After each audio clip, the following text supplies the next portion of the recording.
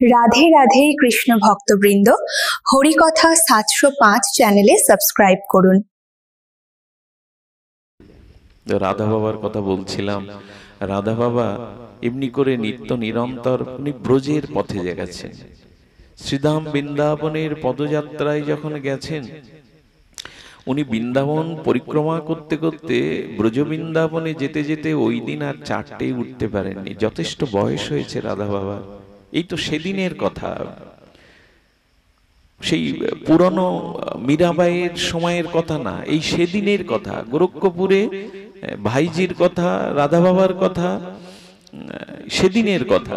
তো উনি ব্রজে ঘুরতে ঘুরতে একদিন আর কষ্ট হয়ে যাওয়ায় সেদিন জীবনের একটা নিয়ম ভঙ্গ হয়ে গেল। বেলা 7টার সময় উঠে পড়েছে, ভোরে আর ওঠা হয়নি। তো যখন 7টায় উঠেছে, একজন কারো অনুমতি না নিয়ে সরাসরি ঘরে ঢুকে গিয়ে রাধা বাবাকে সাষ্টাঙ্গে দণ্ডবাদ করেছে। করার সাথে সাথে হাত জোড় করে তিনি বলছেন, বাবা বাবা রাধারানী ভোরবেলা আমাকে দুটো স্বপ্ন দেখিয়েছেন, এটা বলবার জন্য আপনার চরণে এলাম।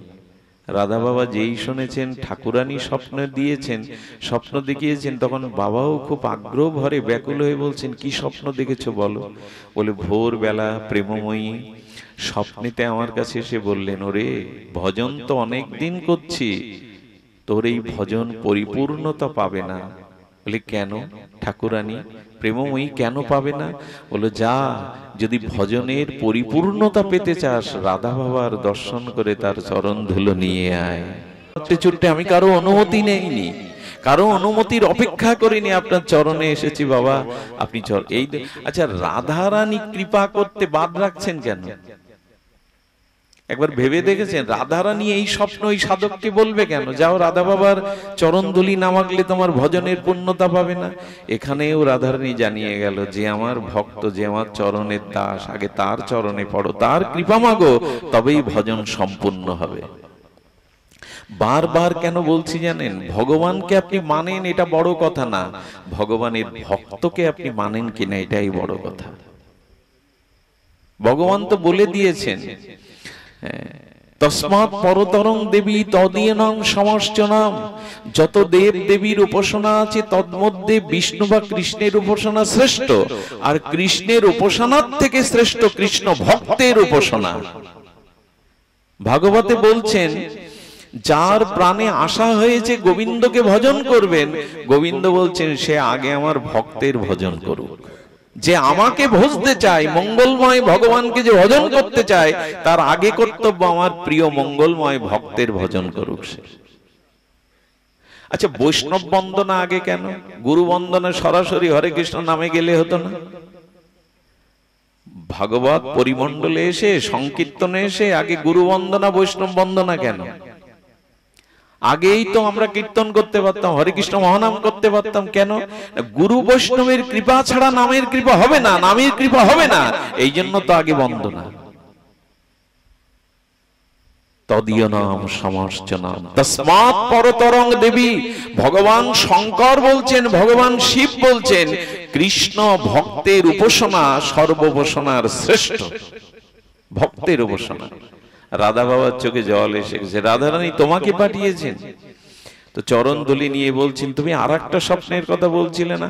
বলে, হ্যাঁ, রাধারানী আর একটা স্বপ্ন দেখিয়েছেন, সেই স্বপ্নটা আপনার জন্য। যেই বলেছেন, উনি খুব ব্যাকুল হয়ে বললেন, কি বলেছে বলো করুণাময়ী, কি বলেছে বলো? বললেন, বাবা আপনাকেও উনি স্বপ্নেতে নির্দেশ দিয়েছেন, রাধা বাবাকে বলবে আমি রাধারানী বলেছি, বর্ষনাতে না, বর্ষনাতে একজন ভক্ত আছে, সেই ভক্তকে যেন রাধা বাবা দর্শন করতে যায়। যদি উনি না পারেন শারীরিক অসুস্থতায়, তবে যেন ওই গৃহী শুদ্ধ ভক্তের একটা মাদুকরি রুটি বাবা প্রসাদ রূপে পায়। যেই বলেছেন, রাধা বাবা তো অত দূরে যেতে পারবেন না, পারলেও তার মন ব্যাকুল হয়েছে, উৎকণ্ঠায় তিনি সেবকবৃন্দকে ডেকে বললেন, যাও বর্ষনাতে যাও, ওই ভক্তের হাতের একটি মাধুকরী রুটিয়ে প্রসাদ আমার জন্য নিয়ে এসে। এই দেখুন ভক্ত কৃপা না। রাধারানী স্বপ্নেতে এই কথা বলেছেন। তো তখন ওনার সেবকগণ, যারা ওনার সেবক ছিল, সবাই গিয়ে বর্ষনাতে গিয়ে শুনছেন। ওই ভক্তের কথা শুনছেন, বিহারীজি নাম, তো বলছেন বিহারীজিকে চেনেন আপনারা? তখন যেই ওনার নাম বলা হয়েছে সব ওই বর্ষণাবাসীরা হাসছে, বললো এই উন্মাদ পাগলের খোঁজ করতে কে পাঠিয়েছে আপনার? তখন বলছেন রাধা বাবা ওনার হাতের একটি মাধুকরী রুটি পাবেন বলে পাঠিয়েছেন। তখন মাথায় হাত দিয়ে বলছে সর্বনাশ, রাধা বাবা সিদ্ধ মহাত্মা, রাধারানীর খুব প্রিয় ভক্ত, ও তো পাগল উন্মাদ, তো যদি ওনার রুটি নিতে বলেন যাও গিয়ে দেখে আসো তার হাল। খুঁজতে খুঁজতে বর্ষণায় গিয়ে শুনছেন, আচ্ছা বিহারীজির ঘরটা কোথায়?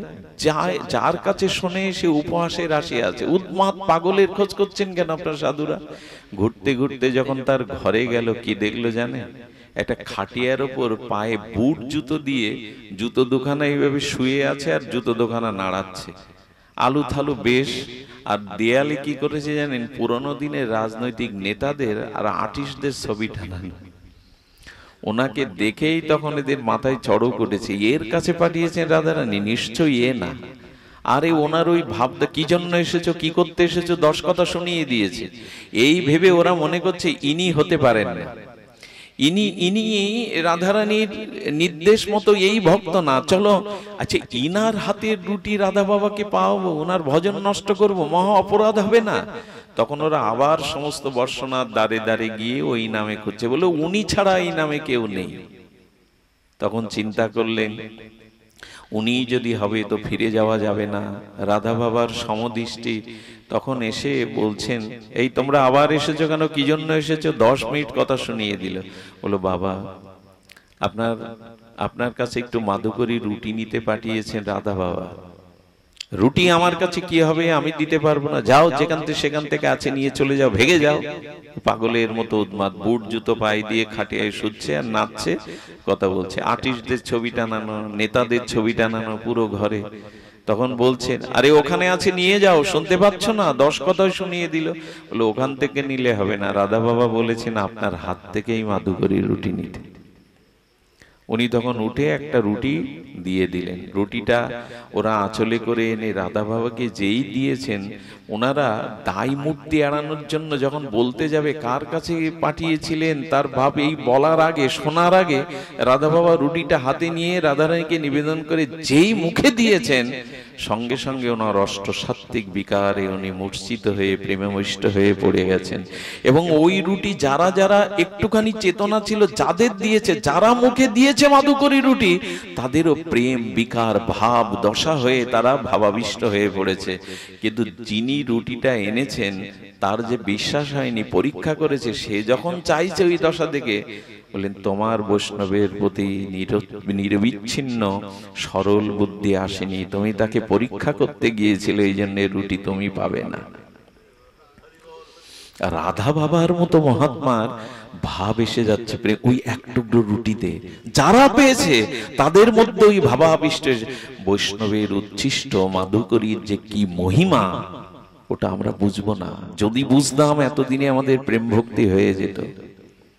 শ্রী গুরু শ্রী বৈষ্ণবের অর্ধামৃতে যেটা আছে সেটা বুঝবো না। রাধা বাবা ভাবাবিষ্ট, এমনি তো ভাবাবিষ্ট মহা সিদ্ধ মহাত্মা, প্রেমিক মহাত্মা, ভাবাবিষ্ট হয়ে বিশ্বাস করবেন কিনা জানি না, 24 ঘন্টা ওই ভাব সবার হৃদয়ে ছিল, ওইটুকু মাধুকরী রুটিতে।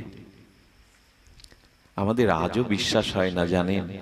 একবার প্রায় 90 বছর বয়সের ব্রজের এক বাবাকে দিল্লিতে হার্ট অপারেশনের জন্য নেওয়া হলো। ডাক্তার বলল 99% তিনি বাঁচবে না, অপারেশনের দরকার নেই। ভক্তরা যখন বলল করতে, তখন অপারেশন থিয়েটার থেকে বেরিয়ে ডাক্তার বলছে উনি বাঁচেনি, কিন্তু যে দৃশ্য দেখলাম এ দৃশ্য ডাক্তারি শাস্ত্রে, আমাদের মাথায়, আমাদের মেডিকেল সায়েন্সে এর কোনো ব্যাখ্যা নেই। বলে কি দেখলেন? বলে ওনার সমস্ত শরীর অবশ করা ছিল, কোথাও চেতনা ছিল না হার্ট অপারেশনের জন্য, কিন্তু উনি এই দেহ ছাড়ার আগে 2 বার উনি মুখে জয় শ্রী রাধে জয় শ্রী রাধে এই নাম উচ্চারণ করে দেহ ছেড়েছেন। রাধা নাম করতে করতেই দেহ ছেড়েছেন। বলেন কারণ কি জানেন? অপারেশন থিয়েটার ওঠার আগে উনি ব্রজের এক কণা ধুলি আঁচলে এনেছিলেন। ওই জিহ্বার তলে ওই ধুলিটা দিয়ে বলেছিলেন রাধারানী হে ব্রজ রেণু, যদি আমি এর থেকে না ফিরি, তবে যাবার জন্য তো আমার জিউ ভাই তোমার নামটা তুমি করিয়ে নিও। ওই ব্রজের ধুলি তাকে রাধা রাধা দুইবার এই নাম উচ্চারণ করে চলে গেল। তো এই রাধা বাবা যিনি তর্ক করে তাকে বিশ্বাস করতে চাচ্ছিলেন না, তিনি রুটি না পেয়ে তিনি ওই রাধা বাবার ওনাদের সামনে রাধা কৃষ্ণ সেজে ওরা নিত্য গীত করতো, ওই লীলা বিলাস করতো। উনি চলে গেলেন। উনি চলে গিয়ে কি করলেন জানেন? ওই পাগলের চরণে গিয়ে পড়ে, বর্ষনার চরণে গিয়ে পড়ে বললেন, কেন আপনি নিজেকে ঢেকে রেখেছেন, আড়াল রেখেছেন? আপনাদের একটা কথা বলি, আপনার বাড়ির সিন্ধুকে কতটা সোনা আছে? আপনার বাড়িতে কতটা সোনা আছে, কতটা টাকা আছে, কবরই সোনা আছে, আপনি হাজার কথা বললেও কারোর সাথে সে কথা বলবেন না। সোনাকে, টাকাকে, সম্পদকে সুরক্ষিত করার জন্য মানুষ কাউকে বলে না, গোপনে রাখে। তো যারা প্রকৃত ভক্ত তারা কি বলে জানেন? প্রভু, পৃথিবীর লোক আমাকে জানুক আর না জানুক, তোমরা হে প্রীতম, হে প্রিয়া, হে রাধারানী, হে শ্যামসুন্দর, তোমরাই শুধু আমাকে জানলে হবে। জগতের জানার প্রয়োজন, জগৎ আমাকে না জানুক, তোমরাই জানলে হবে। শুনুন, যারা যেটুকু ভজন করবেন এটা বিজ্ঞাপন করবেন না। ভজন কখনো লোককে জানাবার জিনিস না, যে আমি 1 লক্ষ নাম করি, নির্জলা একাদশী করি, আমি এই করি তাই করি। নিজের সম্পদ যেমন সুরক্ষিত রাখার জন্য আপনি কাউকে বলেন না, তেমন প্রকৃত ভক্ত নিজের ভজন কখনো নিজ মুখে বলেন না, কখনো বলতেও নাই। ইনি আসলে এই রুটিতে, তার হাতের মাধুকরীতে প্রেম হচ্ছে। রাধা বাবার মতো রাধারানী পাঠিয়েছেন, সাধারণ হতে পারে, কিন্তু উনি পাগলের বেশ ধরে, উন্মাদের বেশ ধরে নিজের ভক্তিটাকে ঢেকে রেখেছেন, কাউকে জানতে দিবেন না বলে, কাউকে জানতে দিবেন না বলে। এই জন্য পারতপক্ষে কাউকে অবহেলা করবেন না। কার মধ্যে কোথায় কি লুকিয়ে আছে এটা আপনার আমার দৃষ্টিকোণ নাই। এই জন্য কাউকে অবহেলা করা, কাউকে অভক্ত বোধ করা, এগুলি গৌড়ীয় বৈষ্ণব নাই। যা মহাপ্রভু বলে গেছেন, সবাইকে সম্মান দিও, কারণ সবার মধ্যে গোবিন্দ আছেন। কার মধ্যে কি ভক্তি কোথায় বিরাজ করছে এটা আমরা জানি না। তাই নির্বিচারে শ্রদ্ধা রাখতে হবে। হ্যাঁ, অসৎ হলে আপনার কাছ থেকে সে চলে যাবে। যদি অসৎকেও আপনি বিশ্বাস করেন, সে যদি অসৎ হয়, একদিন রাধা মাধব আপনার জীবন থেকে তাকে ছাড়িয়ে নেবেন, আপনার ছাড়া লাগবে না, সে দূরে সরিয়ে নেবেন ভগবান। কারণ ভক্তিটাকে রক্ষা করার জন্য অভক্ত আপনার থেকে দূরে সরে যাবে। তো ওনার চরণে পড়ে বললেন, বাবা আপনি কেন এভাবে লুকিয়ে রেখেছেন মহিমাকে? আপনি কৃপা, আরে ছাড় ছাড়, চরণ ছাড়, আমি পাগল, আমি উন্মাদ, আমার কাছে কেউ আসে না, ছাড় বাবা, আমি চিনতে পেরেছি, বাবা ক্ষমা করুন, আপনি কে আমাকে বলুন। চরণ ধরে যখন কাঁদছে আকুতি মিনতি দিয়ে, তো বলে আয়। কারণ মহতের কৃপা কার ওপর কখন হবে আমরা জানি না। হঠাৎ করে ওনার হাত ধরে কি করেছে জানেন? ওই যে সিনেমার আর্টিস্টদের ছবি ছিল, নেতাদের ছবি, ওই ছবি আসলে ছবিগুলোর পেছনে একটা দরজা ছিল, ওই দরজাটা ছাড়িয়েই একটা জানলা দিয়ে তাকিয়ে এগোনি ডাকছেন, হে রাধে, হে করুণাময়ী। কারণ ওই জানলা দিয়ে বর্ষনা রাধারানীর রঙ্গমহলের চূড়াটা দেখা যেত, রাধারানীর মন্দিরের ওখানে আকুল হয়ে ডাকছেন, হে রাধে। যেই রাধে বলে 2-3 বার আহ্বান করেছেন, সঙ্গে সঙ্গে মেঘমালার মধ্যে দেখছেন রাধারানীর প্রতিমূর্তি প্রেমময়ী প্রকট হয়ে গেছেন দূর থেকে। উনি দেখে মূর্ছিত হয়েছেন। যিনি সাথে দেখতে এসেছিলেন, ওনার ছোঁয়ায় দেখলেন রাধারানীকে দেখবার ভাগ্য তো সবার হয় না। দেখছেন ললিতা সখী দাঁড়িয়ে আছে ওই রাধারানীর মন্দিরের মেঘমালার মধ্যে। ললিতা সখীর সেই শ্রীমূর্তি দেখে উনিও প্রেম প্রেপ্তি পেয়ে গেলেন। এরপর থেকে উনি যাকে দেখতেন তাকে ভক্ত মনে করতেন, বৈষ্ণব মনে করতেন। কার মধ্যে কি লুকিয়ে আছে জানি না। এই হলো ভক্তের অধরামৃত, ভক্তের চরণধুলির মহিমা। তাই আপনাদের কাছে সর্বশেষে নিবেদন করি, আসুন আমরা বিশ্বাস ফিরিয়ে আনি। যুক্তি তর্ক দিয়ে জগতে সব হয় না। বিশ্বাসের দ্বারা সাধুগুরুর চরণের ধুলি এবং ভক্তের চরণ ধুলি অভিষিক্ত করি। মহত চরণ রজ অভিষেকম। এই জন্য বেত্রাসুর বারবার চেয়েছেন, প্রভু তোমাকে পায় আর না পায়, তোমার দাসানু দাসের ভক্ত যেন আমার সঙ্গ হয়, তোমার দাসের চরণ ধুলিতে যেন আমি অভিষিক্ত হতে পারি। শুধু ভক্তগণ, আজ এইটুকুই। যে গৃহে আজকে ভাগবত অনুষ্ঠান মালা হচ্ছে, এরা ভাগ্যবান। ভাগ্যবান বলছি যে এত প্রতিকূলতার মধ্যেও তারা সংকল্পকে নষ্ট করেনি। হোক বৃষ্টি, প্রতিকূল আবহাওয়া যাই থাকুক, হরিবাসরের সংকল্পই। তাদের জন্য প্রার্থনা করবেন, তাদের জন্য হরিভক্তি হয়, কৃষ্ণ ভক্তি হয়।